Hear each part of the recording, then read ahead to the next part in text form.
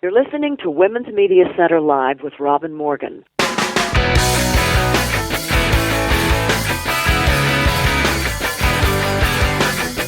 Welcome to Women's Media Center Live. I'm Robin Morgan. Today we're talking with author Bridgett Davis about her new novel and about the ironies of trying to re-find one's ancestral country, in her case Nigeria, through the fog of glamorization and memory and wishful memory. Then Julie Zeilinger, our millennial correspondent, interviews another millennial, Pippa Biddle, on the popularity of voluntourism among their generational peers. Last, the crusading Mexican journalist who has attracted many death threats and many honors for her pursuit of facts that prove links between the sex industry and international organized crime, the very brave Lydia Cacho. And there's verbal karate, and at the very end of the program, the last straw. But before any of that, first, we need to look inside the headlines.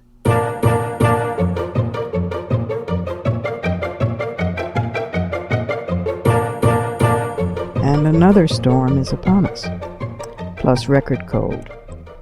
Boston is facing 100 feet of snow in the pileup, and across the northern part, from east to west coast of the United States, there are -0, 15, 13, 16 degree with wind chill temperatures.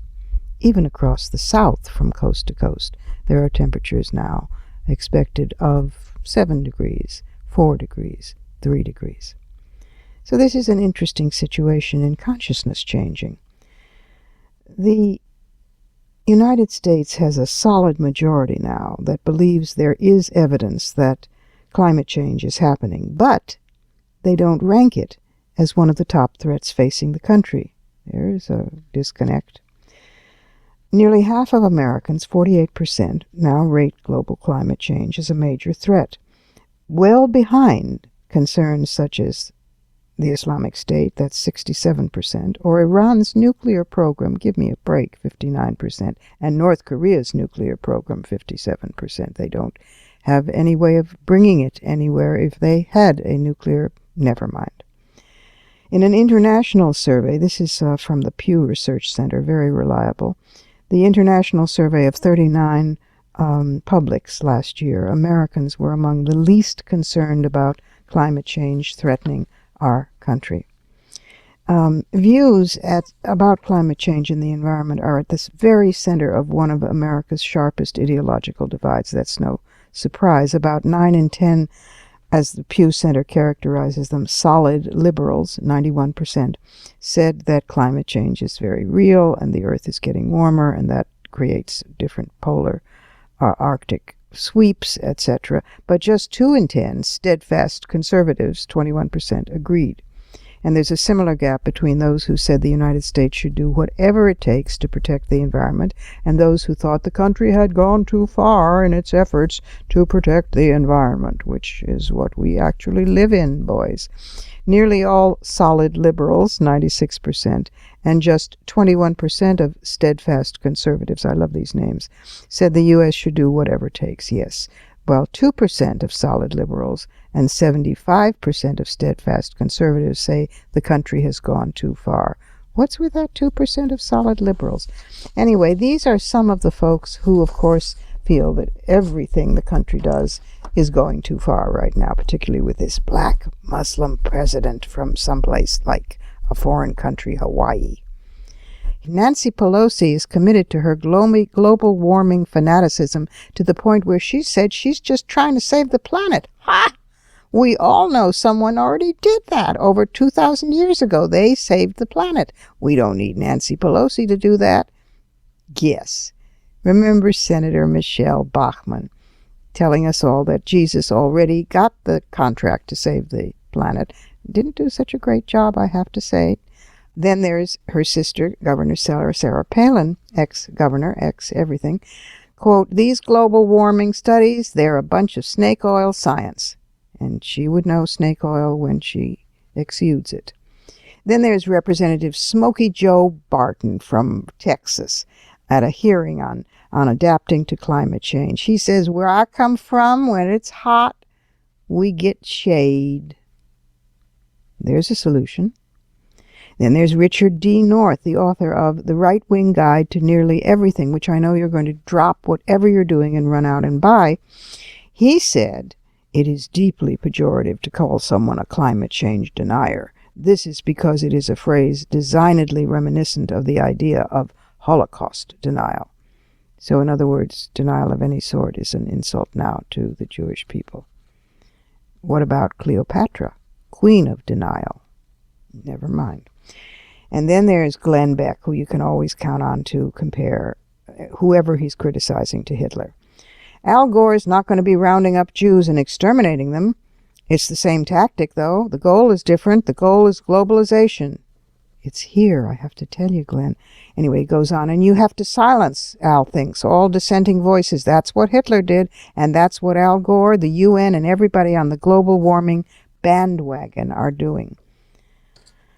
That's Glenn Beck. So here is the thing.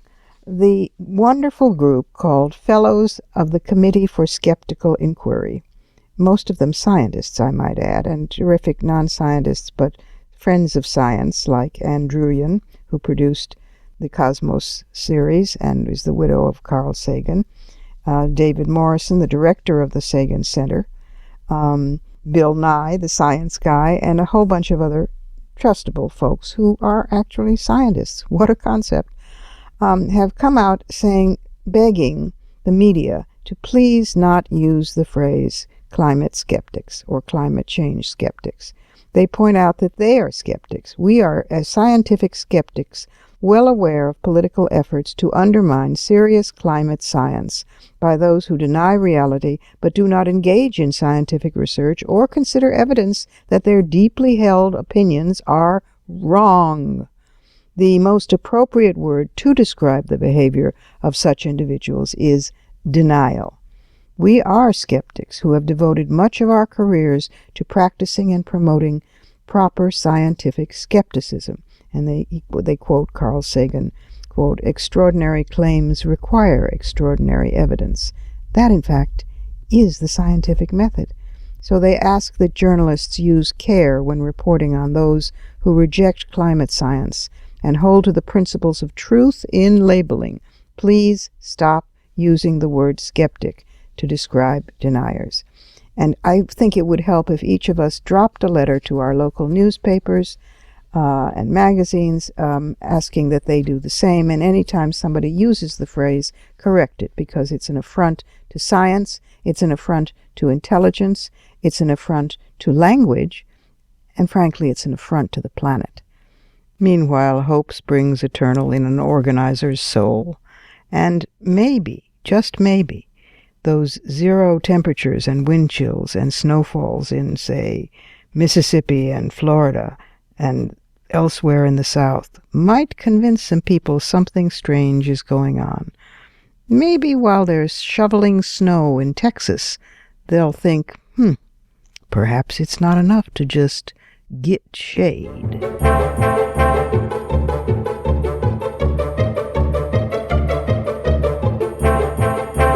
And now for our first guest.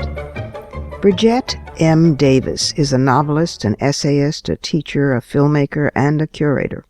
Her debut novel, Shifting Through Neutral, was published in 2004 and was a finalist for the Zora Neale Hurston Richard Wright Legacy Award.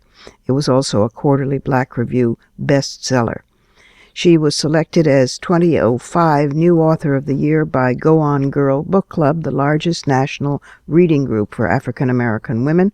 She's also writer-director of the critically acclaimed award-winning film Naked Acts.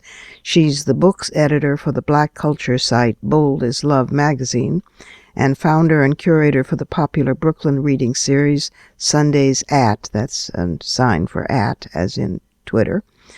And she's a founding member of Ring Shout, a group dedicated to celebrating and promoting ambitious literary work by African American writers. She's written for Essence and O and the Washington Post and Oprah Magazine and The Root, and she is teacher. She's a professor at Baruch College, CUNY, CUNY, City University of New York, where she teaches creative writing and journalism and directs the Sidney Harmon Writer in Residence program. But today we are celebrating her second novel, highly anticipated novel, Into the Go Slow. Here's Bridgett Davis. Welcome to Women's Media Center Live, Bridgett. Thank you. I'm happy to be here. You have written a most interesting novel that the feminist press has published, a novel called Into the Go Slow. It's really a love story of a younger sister obsessed with an older sister now departed. And somehow it's in her trip, the older sister's trip to Nigeria and the time of political ferment of the 70s, and it goes back and forth in time. It's quite remarkable. First of all, tell our listeners, better in your words than in mine, what the go slow is. Well, go slow is a term that Nigerians use in their patois to explain traffic jams. Mm-hmm. And so it's very much a part of life in Nigeria. You can hear someone say to you, you better leave early because the go slow is going to be crazy-o. Right. And so I just love that play on language. Yeah. That traffic jams literally are about going slow. So yeah, no, there are very subtle and distinct metaphors that run like leitmotifs throughout the book. To what extent is this a quasi-autobiographical book? It's so vivid in terms of her obsession with her older sister that one gets the feeling in some strength. Was there an older sister? Definitely. There are some elements that are autobiographical. I, too, had an older sister who died when I was in my early 20s, right before I graduated from college. I also went to travel to Nigeria on a fellowship, and so I lived in the country off and on for about a year. And those elements definitely came from my own life. What I was trying to do was really explore a feeling that I had but had sort of submerged over the years. And so I sort of conjured it in the process of telling this story based on my own life. The question was, who are you when the person you've defined yourself against is gone? Because I admired and idolized my sister, but then it took off into fiction in the ways that it had to. Yep. Most fundamentally because my own sister had never been in Nigeria. Ah, so that was an act of the imagination. Yes. Well, the book begins to be at no expense of the individual characters and the poignancy of this love story of this one sister for another. At no expense to the specifics, it also in some way begins to be a book about the diaspora, of African Americans, of how as an African American of the quote new world, do you relate to the supposed mother country? I mean, the character is so intelligent, and her reactions are so filled with irony. She sees the beauty of Nigeria, she loves the music, she loves the country, but she also sees the corruption, the post-colonialism, and it's not what she expected in her idealized youthful way. Did you intend that, or was that a bonus of the way that books can sometimes take off and have a life of their own? I definitely intended it. I had sort of these goals in mind. I wanted someone to experience modern Africa, particular country, the sort of beacon of the continent at one time was Nigeria. Right. And I wanted people to appreciate what it means to be in a modern context of a relatively new country in terms of its independence, sort of fighting its way through its adolescence, trying to be this thing it knew it could be. And I wanted to try to replicate the feeling I had of excitement for the country, but concern, fear, worry, exhilaration, all those things took place at once. And also, I knew that there was a tradition of African Americans sort of writing about and traveling to the continent to find their roots, right? Right. We all live in the shadow of Alex Haley, don't we? Yes. or, Margaret Walker, depending on whom you think Precisely. those original content came from. I just have to make that point, that Jubilee was really the first book that looked at that kind of trek. Right. But actually, what I felt very strongly that I wanted to convey with this main character, Angie, is that she was not going to Africa to find herself. She was going there to become more herself. Mm-hmm. And that, to me, was more about what it means to travel. Ah. Right. And what it means to take yourself out of the American context and move out into the world and understand, yes, just how American you are, because that does happen, right? Yep. But also to realize, in this case, her connection. Right. Right. To a cultural landscape that was both, again, modern, but also older and deeper and stretched beyond what she had imagined. Mm-hmm. But this is a journey not only in geographic terms, in space, but also in time. I mean, Farai Chedea said of this book, Into the Go Slow spans continents and years and traces the lives of sisters linked by loss and discovery. Bridgett M. Davis vividly renders the troubled, idealistic 1970s, and the what's left to dream about 1980s, offering a powerful narrative driven by the all-too-human bafflement about how to resolve what could have been with what is. And that's very, very apt. So what are you working on now? God forbid you should have a breather. Luckily. This one took 10 years, right? It did. 10 years between novels, yes. Wow. It did. It took a while. I was living a lot of lives at once, if you will, teaching and running programs and raising kids and things of that sort. Women invented multitasking, I'm convinced. How about that? Yes, I agree. I totally agree. Is there another? I think I'm living proof of that. Yes. So, is there another one in the works? Is there? There is. Good. There is. I'm very excited about it. It's a departure. It's not a novel. It's a memoir. I call it a memoir about my mother. Ah. And so it looks at her life during the years that I was in her life. She died when I was 32. And so I wanted to really capture a portrait of a woman who came to the North during the Great Migration and raised 5 children and did these amazing things. Oh my God. That so many women, so many African American women do in their lives. It has a twist, a very specific twist, because my mother had an unorthodox career. Mm. My mother was a bookie for how fantastic. An underground lottery system, which we call the numbers. Wow. Yeah. Oh, this bodes to be a most interesting book. Yes. And she gave us a middle-class life with that career, by the way. And did it with this kind of moral sort of fiber that you couldn't imagine, given that technically it was illegal, but in another day and time she would have been a CEO. That's probably very true. You're absolutely right. And she went to the alternate economy because there was no place for her in the mainstream one. That's it. That's it. That's it. And we just have another minute or two, but say a word about the Sidney Harmon Writer in Residence program that you direct at Baruch College, City University. We're very fortunate to have this program that was endowed by an alum, Sidney Harmon, which enables us to bring an acclaimed writer to campus each semester and have that writer teach a workshop to selected students. It's been amazing. It's in its 17th year now. The list of writers is pretty awesome.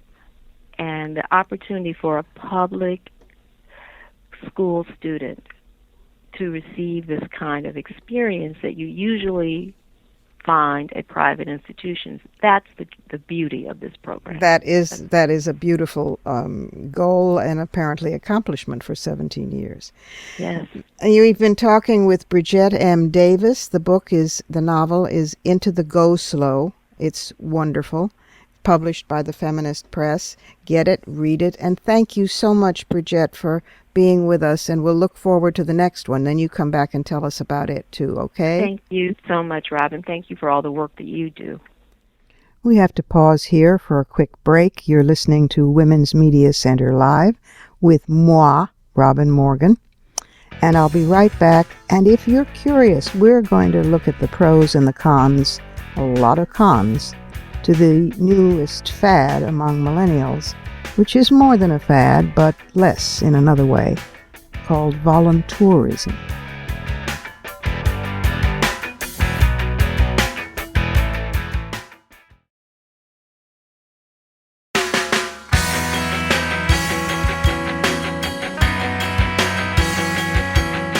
You're listening to Women's Media Center Live with Robin Morgan.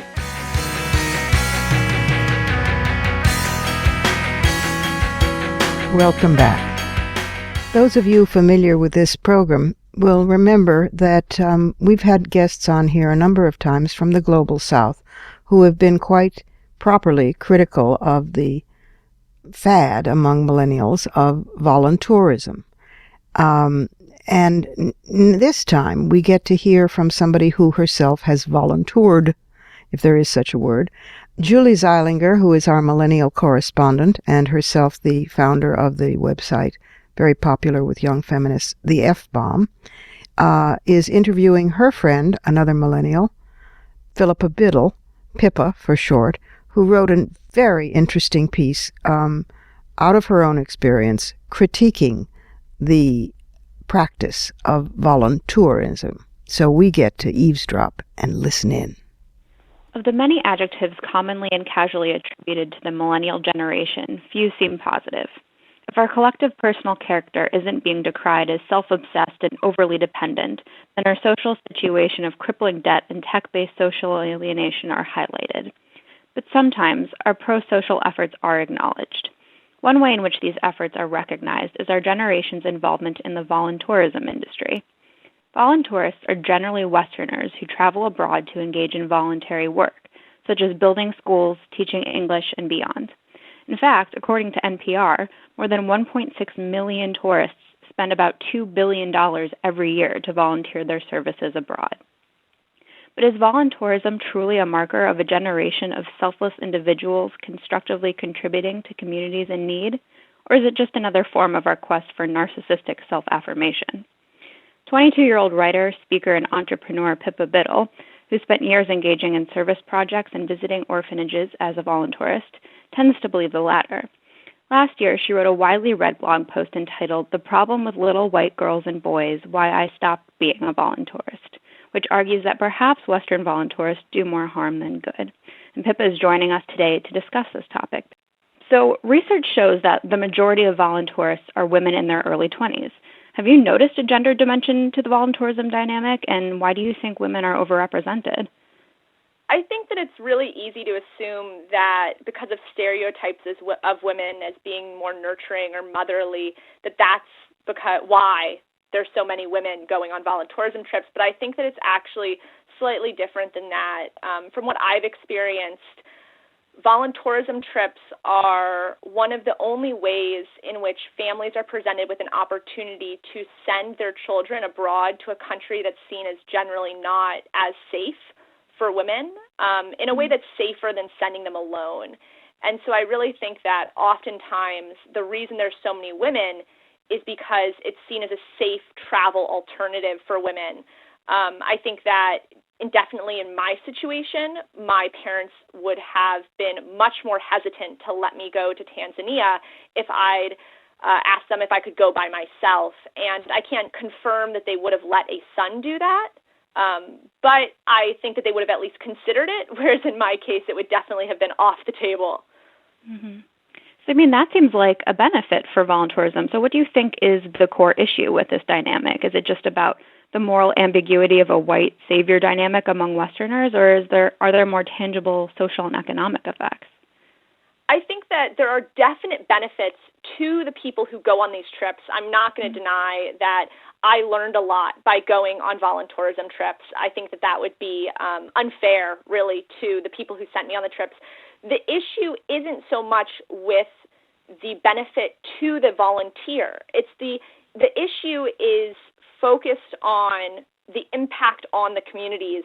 So we use the term white savior, but it's really an umbrella term that covers a range of issues that include privilege and purpose and race, of course.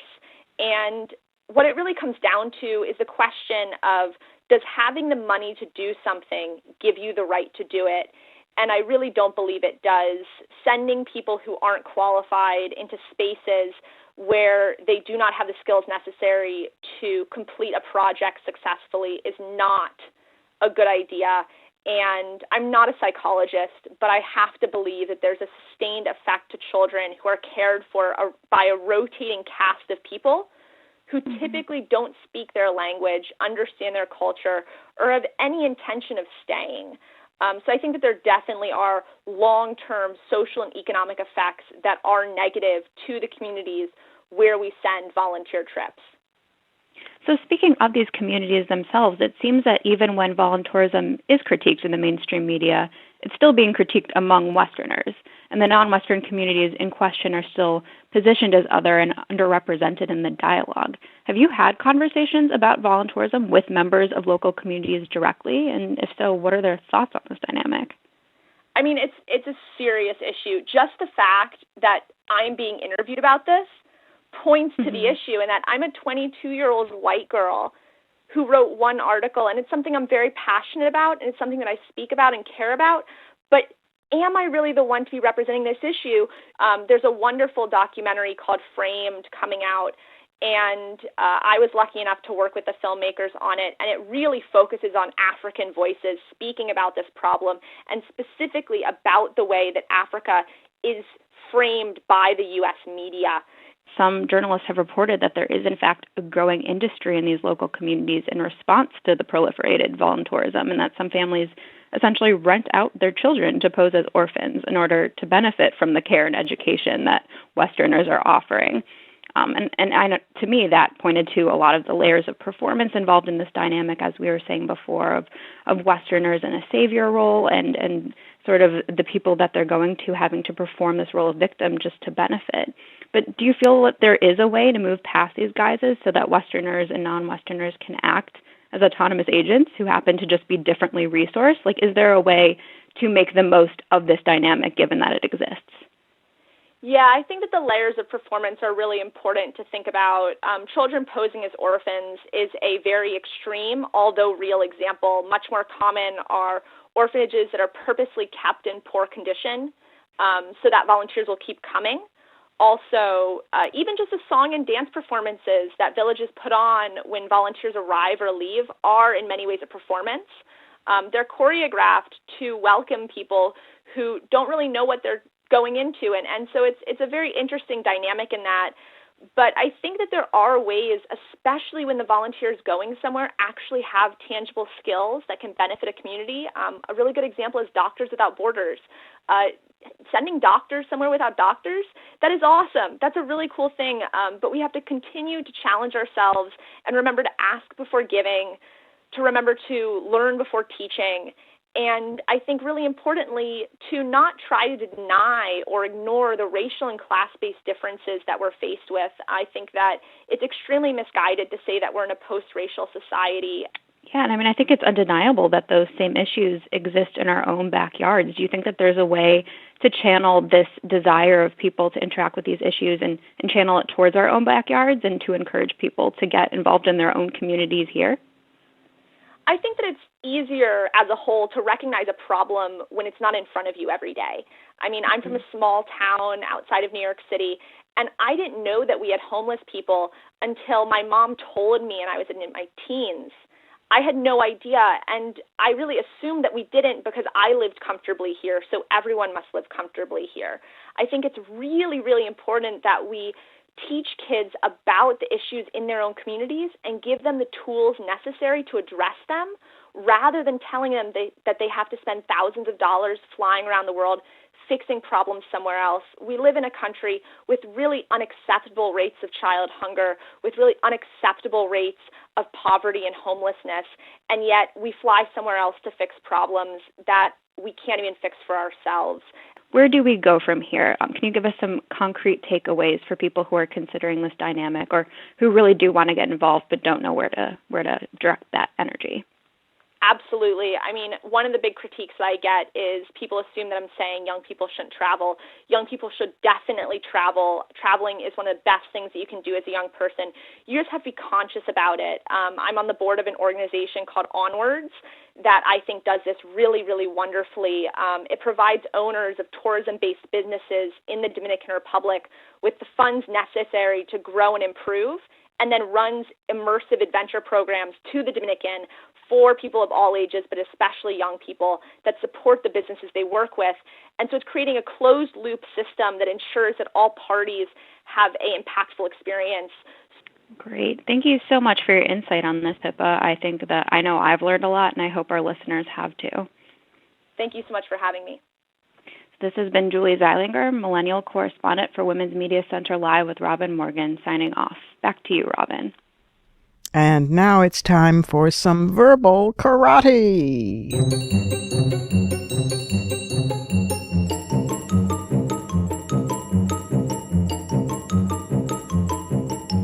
These are some entries from my favorite book at the moment, which is, yes, Unspinning the Spin, the Women's Media Center Guide to Fair and Accurate Language, which was written by Rosalie Maggio, with an introduction by Gloria Steinem and Robin Morgan. Those women, how they will talk, and has incredibly informative and incredibly funny and witty for browsing entries on everything from A to Z, arranged, not surprisingly, alphabetically. So here, for example, is one of my favorites, seminal. Because seminal is the adjectival form of semen, than which nothing could be more male. The word is clearly sex-linked. In addition, as author Marie Scheer points out, if we believe what newspapers and magazines tell us, intellectual and literary prowess flows from man's most cherished protuberance. So we suggest such synonyms as creative, pioneering, groundbreaking, trailblazing, precedent-setting, innovative, germinal, and germinative. As she adds, Marie, that is, adds, the apologist for biased usage will of course dismiss such matters as trivial, but I think they make a vas deferens, unquote. Every time I hear seminal or seminary or seminarian, I always think of the etymology, which of course is indeed semen. And here's another one, which is one of my favorites, the entry for suffragist. And it's a perfect example of the wonderful writers that Rosalie Maggio cites en route to the definition and to flesh it out. Here's the entry. This term describes anyone of either sex who works for the voting rights of others, especially women's, but it most often refers to a woman. In 1912, Mark Twain wrote about suffragists, quote, "For 40 years they have swept an imposingly large number of unfair laws from the statute books of America. In this brief time, these serfs have set themselves free, essentially. Men could not have done as much for themselves in that time without bloodshed. At least they never have, and that is an argument that they didn't know how." Close quote. Always loved Mark Twain. Love Unspinning the Spin, which is available at Amazon and at Apple for download for all kinds of different formats of readers, iPads and Nooks, etc., and which is available in limited numbers as an actual print book. If so, you're interested in the latter, you have to go to the Women's Media Center website, womensmediacenter.com, and find out more. And that is verbal karate for today. Chop, chop, chop.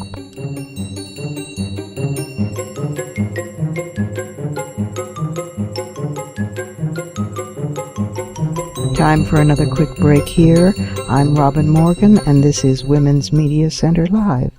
And stick with us to hear the memorable story of an extremely brave woman, a great investigative journalist, Lydia Cacho.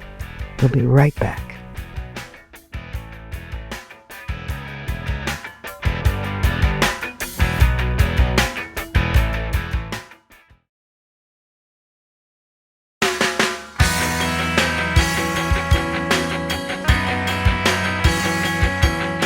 You're listening to Women's Media Center Live with Robin Morgan.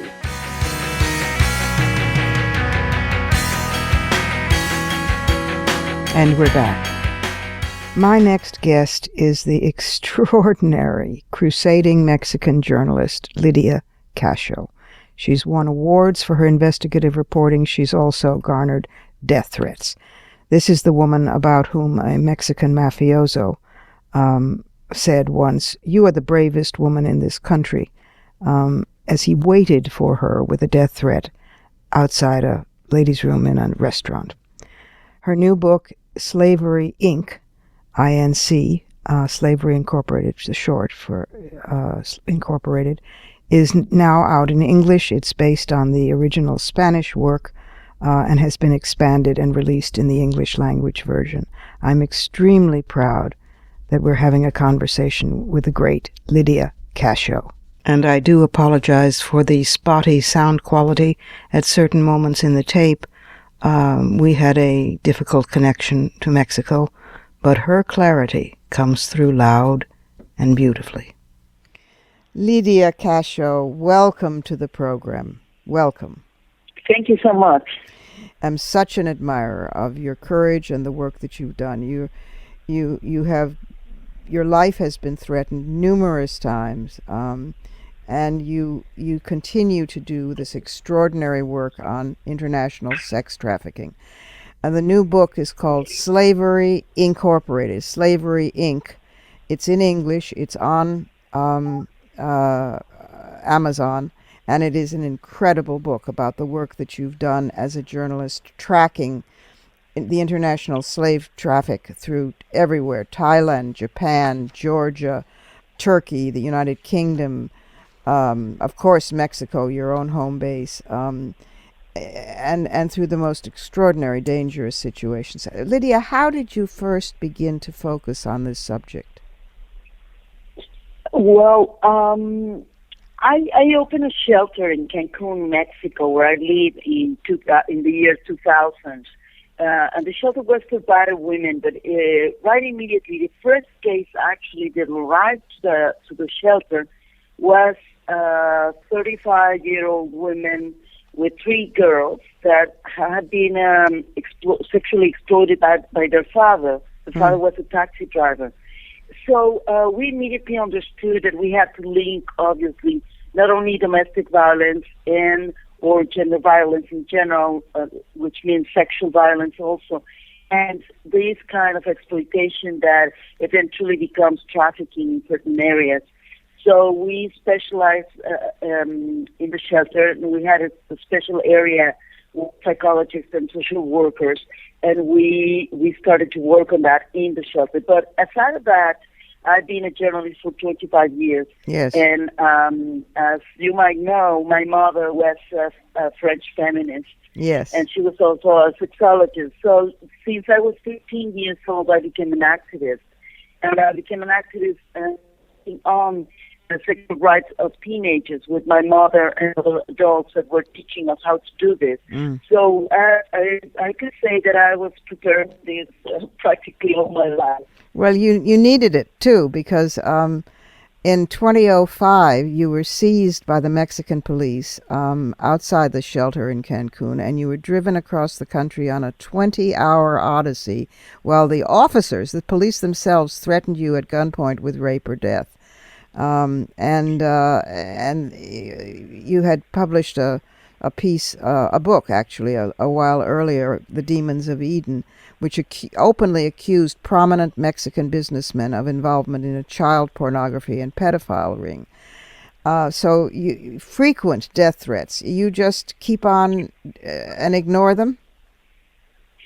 Well, I don't ignore them. Actually, I've been taking them to court for almost 9 years now, and I recently went to Geneva to bring them to the International Court of Human Rights. Of course, I keep on going because I'm an activist, and we all have rights, and we have the right not only to keep on working, but to stand for what we. And the governor that ordered my arrest is now going to be taken to international trial. Also, senators and congressmen that are still in power right now that are linked to this now proven international network of sex trafficking of girls that were from 4 years to 13 years old, including American girls that were brought from the U.S. to Mexico to be exploited, yes. Which is an issue almost nobody talks about. One of the things that I so admire about your work is that, unlike many activists on this subject, you make the connections not only with organized crime, but between prostitution, trafficking, pornography. In other words, the sexual exploitation industry as a whole. We have to be blunt about this. I mean, the sex industry has created a structured system of merchandising. Yeah. And on one hand, you get some famous women obsessed with media frenzy or the personal life and addiction to media exposure, hypersexualized, fearful of aging, and fascinated with this cosmetic surgery and stuff like that. And then they become role models for this, and we have to become role models for the young girls and women all over that are looking for an ideal and do not want to become a sex object. Yeah. Do not now know how to do this. Yeah, but they've been very clever in selling the pseudo liberation line about what a great job this is and how this is just work like any other. One of the tightest, best sentences in your whole book, which just sums it up so much of what we're against, is, quote, "The mafia will always try to convince us that we are free when, as consumers, we enslave others, and that women are free because, why, they can choose whether they want to be their clients' slaves. The left and postmodern feminists are not the only ones who buy this argument. Hiding behind the clergy's gown and the crucifix, the right, who enjoy high-level prostitution, also support it." That, in a nutshell, is one of the things that we're up against. You're absolutely right. You would be amazed on how many priests and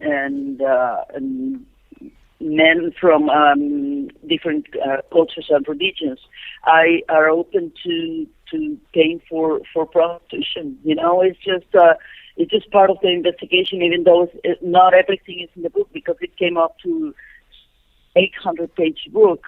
Originally, I had to shorten it for the benefit of my readers. But it is extraordinary how many of these men, holy men, are willing to slave women also, because they think that if they are there, they are helping them, to survive. Yes, I know. No, actually, I would not be amazed, but many people would. I've just worked on this subject too long to be amazed at almost anything, except at the continuation of your passion and your courage and your writing, which is incredibly powerful.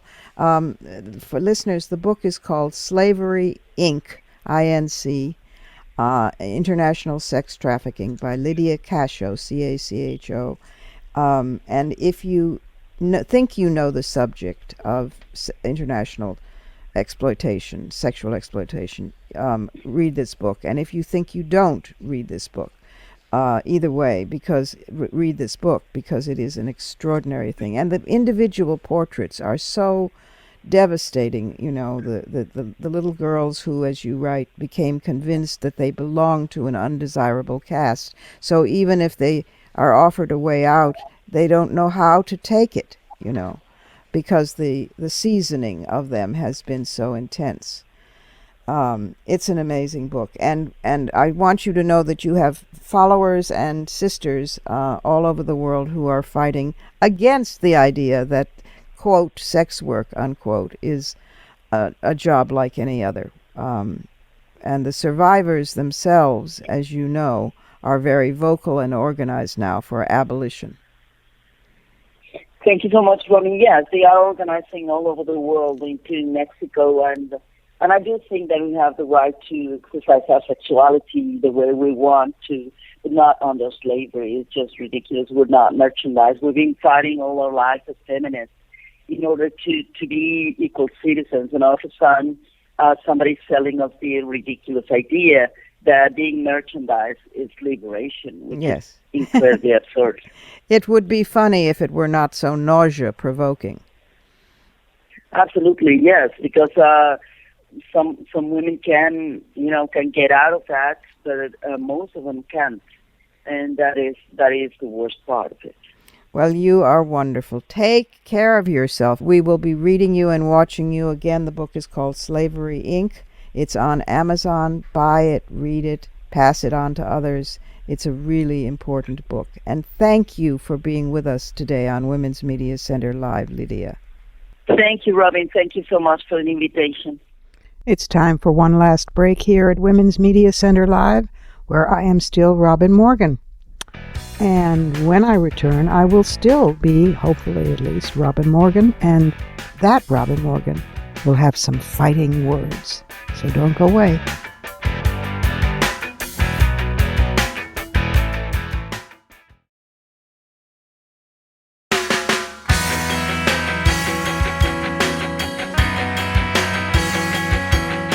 You're listening to Women's Media Center Live with Robin Morgan.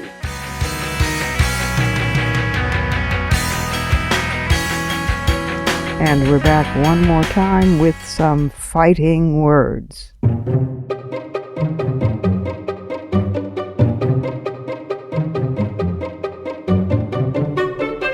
You remember Dominique Strauss-Kahn, 65 years old, the former finance minister of France, once seen as a leading contender for the presidency. You remember him. He stands accused with 13 other defendants of pimping and aiding and abetting the prostitution of 7 women. He's on trial in Lille, France. At his trial, Strauss-Kahn said prosecutors have exaggerated the frequency and the licentiousness of the orgies that he admits he attended at hotels and private homes all around the world from 2008 to 2011. But he says, quote, when you read the criminal complaint, you get the impression this was unbridled activity. But it was only 4 times a year, perhaps. He said that as head of the IMF, actually, he was too busy trying to deal with an ailing global economy to have indulged in such activities more often. And his defense team has put forward a very novel defense that the sex parties he engaged in were libertinage, freewheeling sex and pleasure among multiple and consensual partners, an age-old legal practice in France dating from the 16th century. Well, so was branding of thieves. Would they like to bring that back and affirm it now? In France, sex with prostitutes is not illegal, but soliciting and pimping are. So the trial has generated questions about whether the laws against prostitution need updating, with some, and definitely the French feminists, arguing that the country should adopt Sweden's practice, the Nordic model, of criminalizing the clients of prostitution rather than the prostituted women themselves, who can be and usually are victims of abuse, coercion, and or trafficking. So Strauss-Kahn could face up to 10 years in prison and fines of more than 1.5 million euros or $1.7 million. He claims he wasn't aware that some of the women at the parties were prostitutes. Good grief. In more recent testimony, which has been leaked, he did acknowledge that he had referred to those same women in text messages as, quote, equipment, close quote.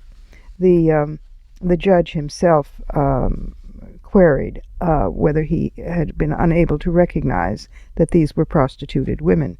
Even the judge said his professed ignorance would have shown an inordinate amount of naivete. And he said, yes, I must have been terribly naive. He must have been naive while the young women were there. One of the women who met him at a sex party in 2010, however, at the Murano Hotel in Paris, she testified under the name Munia to protect her privacy, and because he's a very powerful man still. She told the court it was obvious that those at the party were prostituted women, even though she acknowledged money was never spoken of openly.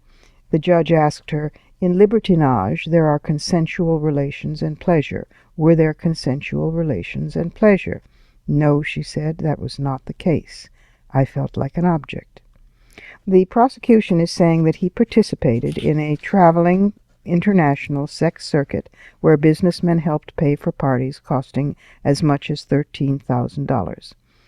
One of the lawyers for Strauss-Kahn said, quote, I dare you to distinguish between a prostitute and a naked socialite. That was Henri Leclerc. He told Europe One Radio in defense of his client. And Munia, the same one who said that it was obvious that the women at the party were prostituted women, said that she had been forced by Strauss-Kahn to engage in what she herself called a, quote, brutal act, close quote.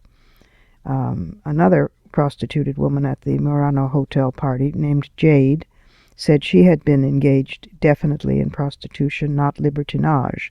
I was not a person, she said, but a thing that was supposed to complete a task. And she said she had been paid 2,000 euros to meet Strauss-Kahn in Washington as well. She said she hadn't realized that he was famous until later on she saw him on television with his clothes on.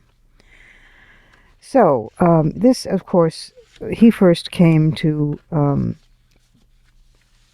uncovered prominence, shall we say, due to a courageous cleaning woman in a hotel in New York who reported his attempted rape and reported it to the police, and then that blew up into a whole diplomatic incident, and it uncovered all of his other activities. That particular case was settled out of court after he'd been formally charged with sexually assaulting a housekeeper at a hotel in New York, and then uncharged of it.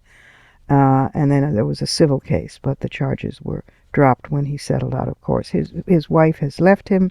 He is no longer a candidate for president of France, and of course he was let go from the chiefdom of the IMF, and a woman now holds that position, which is a form of poetic justice. But since then, he has been trying to restart his career, and he has worked as a consultant, lecturing and advising countries such as Serbia and large companies in Russia, Africa, and Latin America. So we must keep a close watch on Dominique Strauss-Kahn. The trial is not over yet. Feminists are demonstrating outside it in Lille every day, and I think we have to keep in mind that he felt these women were, what was his phrase? They said he treated them like animals. He says they were equipment.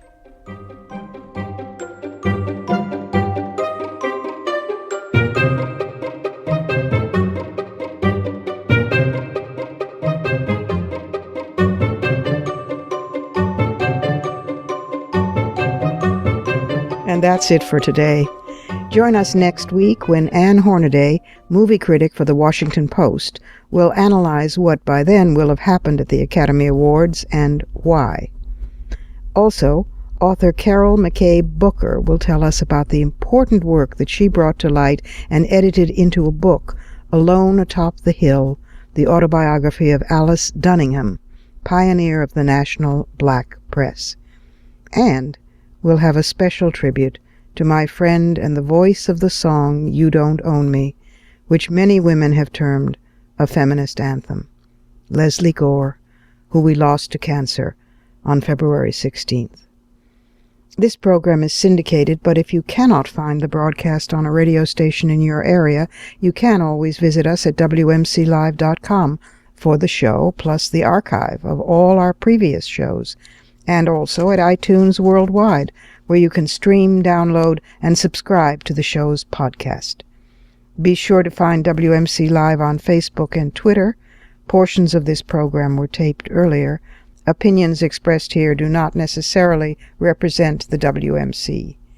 Here's the family for Women's Media Center Live. WMC President and Executive Producer of this program, Julie Burton. Senior Producer, Crystal Williams-Chancellor. And our founding sponsor, Regina K. Scully. I'm Robin Morgan, your producer and host. Thank you for being with us, and here's the last straw. Chinophobia is a fear of snow. Snow is actually colorless. What little sunlight is absorbed by snow is absorbed uniformly over the wavelengths of visible light, thus giving snow its white appearance. The average snowflake falls at a speed of 3.1 miles per hour. And last, an average snowflake is made up of 180 billion molecules of water. The last straw. Stay warm and dry wherever you are, and do join us next week right here on Women's Media Center Live.